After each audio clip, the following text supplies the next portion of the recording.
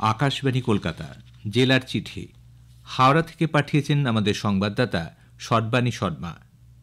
মাঘ মাস শেষ হতে এখনও কদিন বাকি, তবু শীত যাই যাই করছে। তাপমাত্রার পারদ বাড়ছে ক্রমশ।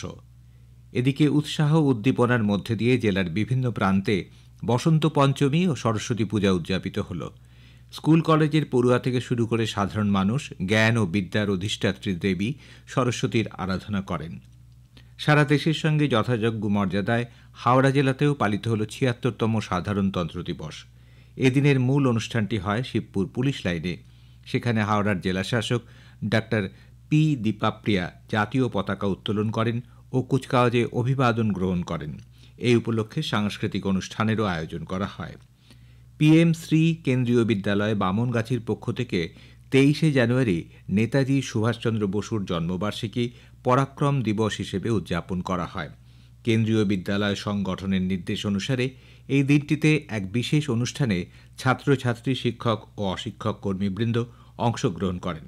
নেতাজির জীবন ও আদর্শকে ছাত্রছাত্রীদের কাছে তুলে ধরাই ছিল এই অনুষ্ঠানের মূল উদ্দেশ্য। এবছর ৩৬তম হাওড়া জেলা বইমেলা ৮ থেকে ১৪ই জানুয়ারি পর্যন্ত বালি মিউনিসিপ্যাল গ্রাউন্ডে আয়োজিত হল। পশ্চিমবঙ্গ সরকারের জনশিক্ষা প্রসার ও গ্রন্থাগার পরিষেবা দপ্তরের পৃষ্ঠপোষকতায় আয়োজিত বইমেলার এবারের থিম ভাষা দিয়ে সম্প্রীতি গড়ব। এতে ছোট বড় ৫৩টি প্রকাশনা সংস্থা অংশগ্রহণ করে। সাইবার প্রতারকদের বিভিন্ন পন্থা সম্পর্কে অবহিত করতে সম্প্রতি বালির রবীন্দ্র ভবনে একটি সাইবার সচেতনতা শিবিরের আয়োজন করা হয়। এই অনুষ্ঠানে উপস্থিত ছিলেন নগরপাল প্রবীণ কুমার ত্রিপাঠী সহ নর্থ ডিভিশনের বিভিন্ন থানার ভারপ্রাপ্ত আধিকারিক ও হাওড়া সাইবার ক্রাইম থানার ভারপ্রাপ্ত আধিকারিক। শিবিরে সাইবার প্রতারণার নতুন উপায় যেমন ডিজিটাল গ্রেপ্তারি, সেক্সটর্শনের পাশাপাশি এর সমাধান সূত্র নিয়েও আলোচনা হয়। প্রবীণ নাগরিকরা প্রায়শই সাইবার প্রতারণার সবথেকে বেশি শিকার হন।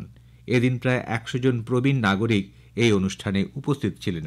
যে কোনো ভুয়ো কল বা অসুরক্ষিত লিঙ্ক এড়িয়ে চলার পাশাপাশি যে কোনো ধরনের সাইবার ক্রাইম অপরাধের শিকার হলে নিকটবর্তী থানা বা হাওড়া সিটি পুলিশের সাইবার থানায় যোগাযোগ করার কথা বলা হয়েছে পুলিশের পক্ষ থেকে। গত ২৪শে জানুয়ারি কবি মাইকেল মধুসূদন দত্তের ২০০তম জন্মবার্ষিকী উপলক্ষে একটি প্রদর্শনী গ্যালারির উদ্বোধন করা হয় আইআইইএসটি শিবপুরে। এই গ্যালারির উদ্বোধন করেন আচার্য জগদীশচন্দ্র বোস ইন্ডিয়ান বোটানিক্যাল গার্ডেনের প্রধান ড দেবেন্দ্র কুমার সিং। মূলত কবির জীবন ও তার অবদানকে তুলে ধরতেই এই উদ্যোগ। আইআইইএসটি ক্যাম্পাসে অবস্থিত ঐতিহাসিক বিশপ কলেজে একদা ছাত্র ছিলেন কবি মাইকেল মধুসূদন দত্ত। ছোট নদীর দিকে নজর দিন, প্রজন্মের যত্ন নিন, এই বার্তা নিয়ে গঙ্গার পশ্চিম পাড়ে রাঢ়বঙ্গ জুড়ে ৯টি জেলায় ৭৫০ কিলোমিটার পথ সাইকেল চড়ে অতিক্রম করলেন পরিবেশ কর্মীরা। হাওড়ার রামকৃষ্ণপুর গঙ্গার ঘাটে এসে সাইকেল র্যালি শেষ হয়। নদীকর্মী তাপস দাস আকাশবাণীকে জানান, ছোট নদীগুলিকে বাঁচানোর লক্ষ্যেই প্রয়াস।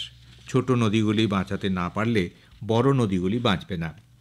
গত ৩১শে জানুয়ারি আইআইএসটি শিবপুরের আইআইটি দিল্লি টেকনোলজির ইনোভেশন উদ্ভাবন হাবের আই হাব ফাউন্ডেশন ফর কোবোটিক্সের সহযোগিতায় কো ইনভেনশন সেন্টার বা সিআইসির উদ্বোধন করা হয়েছে।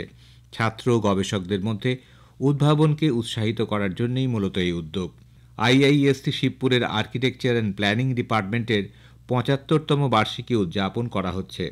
শিক্ষক, বর্তমান এবং প্রাক্তন ছাত্রছাত্রী সহ মোট ৩৫০ জনেরও বেশি মানুষ এই অনুষ্ঠানে অংশগ্রহণ করেন।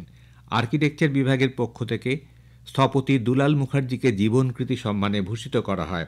প্রফেসর জয়দেব সরকার ও প্রয়াত গোবিন্দচন্দ্র রায়কে বিশিষ্ট শিক্ষক পুরস্কার প্রদান করা হয়। বিভাগের শিক্ষার্থীরা মনোজ্ঞ সাংস্কৃতিক অনুষ্ঠান পরিবেশন করেন। বিভাগের বর্তমান শিক্ষার্থী ও প্রাক্তনীদের মধ্যে নানা গুরুত্বপূর্ণ বিষয় নিয়ে একটি আলোচনা চক্রেরও আয়োজন করা হয়। জেলার চিঠি শেষ হল। পাঠিয়েছেন আমাদের সংবাদদাতা সর্বাণী শর্মা।